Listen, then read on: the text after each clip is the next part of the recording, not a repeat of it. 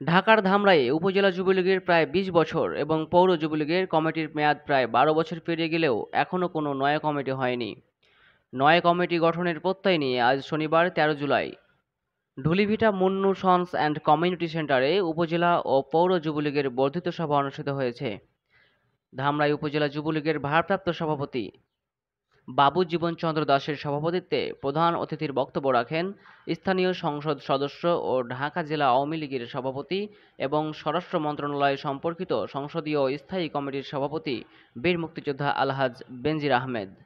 বিশেষ অতিথির বক্তব্য রাখেন বাংলাদেশ আওয়ামী যুবলীগের সাংগঠনিক সম্পাদক শহীদুল হক চৌধুরী রাসেল। তিনি বলেন, নতুন কমিটিতে যারা আসতে চায় তাদের পরিবারের পেছনের ইতিহাস যাচাই বাছাই করে দেখতে হবে। ঢাকা জেলা যুবলীগের আহ্বায়ক মোহাম্মদ মিজানুর রহমান জিএস মিজান বলেন, যুবলীগ আওয়ামী লীগের একমাত্র সহযোগী শক্তিশালী সংগঠন। আগামী সেপ্টেম্বর মাসে ধামরাই উপজেলা পৌর যুবলীগের সম্মেলন অনুষ্ঠিত হওয়ার সম্ভাবনা রয়েছে বলে তিনি বলেন।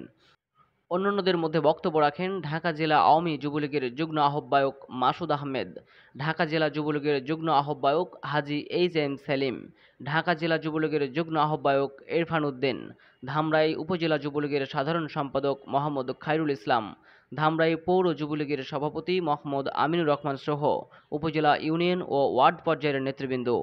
সঞ্চালনায় ছিলেন ধামরাই পৌর যুবলীগের সাধারণ সম্পাদক সানাউল হক সুজন।